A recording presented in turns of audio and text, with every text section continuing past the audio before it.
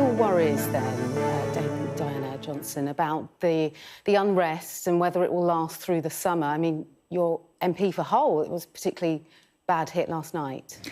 Well, I think this has been just a very difficult week.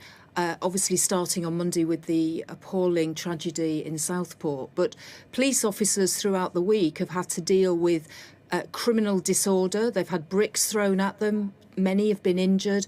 And so I want to start just by recognising the role that the police play in keeping us all safe. And clearly this weekend we've had more disorder.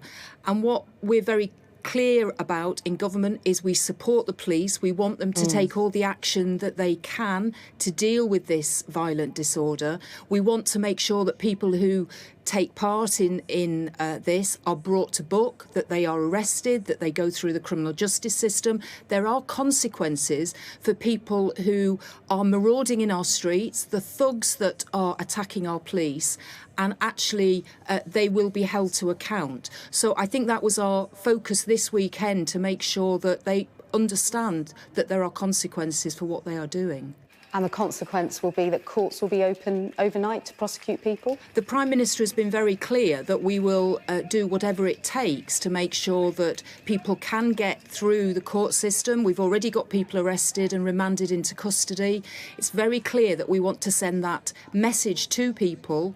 If you engage in this type of criminal thuggery on our streets, you will be held to account and you will go through the system, and that could include imprisonment. It could include banning orders. There are various things that we will want to see happen. And it could include courts sitting overnight. If that's necessary. I know that you'll recognise that the Prime Minister was the Director of Public Prosecutions in 2011 when we had similar issues, and the courts at that stage did sit through the night. So I think the Prime Minister is very well versed, alongside the Lord Chancellor, in making sure that we have available what's needed. And even if we do prosecute these people, is there room in jail to hold them, or will there just be a slapped wrist and off they go? No, there are places available. Again, the Lord Chancellor met with the Prime Minister and the Home Secretary and myself this week, reassured us that there was that capacity available in the prison estate. We also had a meeting on Thursday with Chief Constables to discuss whether the police had everything that they needed.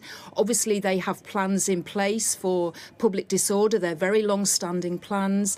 They're able to redirect officers as required through mutual aid. So the police have everything they need at the moment. The powers are there that can be used to deal with these people, and that's what the government is sending that message out. The powers are there. The police have what they need. We need to stamp down on these individuals and the behaviours that they're exhibiting on our streets, which are causing such mayhem in our communities, including my own in Hull. Will the army be brought in to deal with rioters? No, there is no ask from the police on that issue. They made very clear at the meeting on Thursday with the Prime Minister that they have the resources that they need to deal with the public disorder that we've seen in the last few days. Will you be prescribing the EDL? Well, you will know it's a very long-standing issue that prescription is not discussed publicly by the government about who or which groups we are going to prescribe. So that's not something I can comment on. Why not? It's a long-standing way that this is dealt with. Because it's of national security issue, it's dealt with by the government. It's not publicly commented on. Is there a chance of a COBRA meeting, do you think? I'm not aware of a COBRA meeting, but as I've said, the Prime Minister has already convened a meeting on Thursday with Chief Constables to discuss about the operational approach to this public disorder. And then there was a meeting yesterday, again, that the Prime Minister chaired with the Home Secretary, with the Lord Chancellor. I was present as well, to look at what was happening and whether, again, the police had everything that they needed, and what what legal powers were being used, whether there was more that needed to be done. So the Prime Minister, the Deputy Prime Minister, the Home Secretary are all over this issue as I speak. I mean, I'm in the Home Office again today. The Home Secretary is having regular updates as well. So this is not a matter that the government is very well aware that this is an important matter to people in this country. We cannot have people feeling they are not safe on their streets, and particularly communities who don't feel safe because of the colour of their skin. Sure. Misinformation, that spread online quite rapidly. The previous government, didn't they? They passed the Online Safety Act. Do you think that needs to be strengthened at the moment? Well, I know that the Technology Secretary, Peter Kyle, is in conversation with the social media companies. That's been ongoing since this disorder started because of the misinformation and disinformation that was out on the internet. So I know those conversations are ongoing. Clearly, there have been steps this week to try and put community notices on disinformation posts and misinformation, but that is an ongoing conversation that's already taking place. Is there any evidence that the government have that misinformation online is actually being amplified by hostile foreign agents? Well, that's certainly an issue that's been raised, and we know that that has been discussed previously about hostile foreign states and wanting to do harm to community cohesion in this country. So that will certainly be discussed and debated and looked at by the government. Yeah, I mentioned at the top of this conversation that you are MP for Hull, and it was badly hit by rioting yesterday, wasn't it? What's your personal reaction to that? Because it must be quite gutting. I'm deeply sad that that happened in the great city of Hull. We have a tremendous spirit in the city. We are a city of sanctuary, actually, so we've always welcomed refugees from around the world to our city.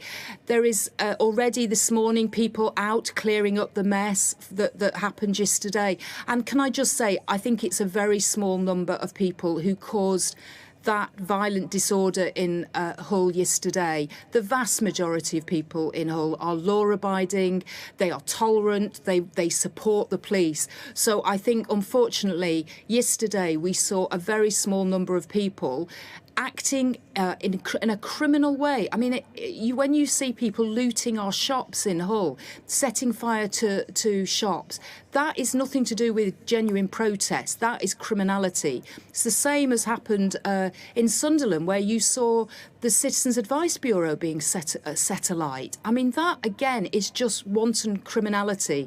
And that's why, going back to where we started, that has to be dealt with by the criminal law, and those people have to be held account for the destruction they're causing to our communities. But I also want to reassure you that Hull City Council and other councils around the country will be working now with the government to make sure that we have that community coming together and recognising that we need to be working together, we need to be law-abiding. We may have our differences on issues, but we do not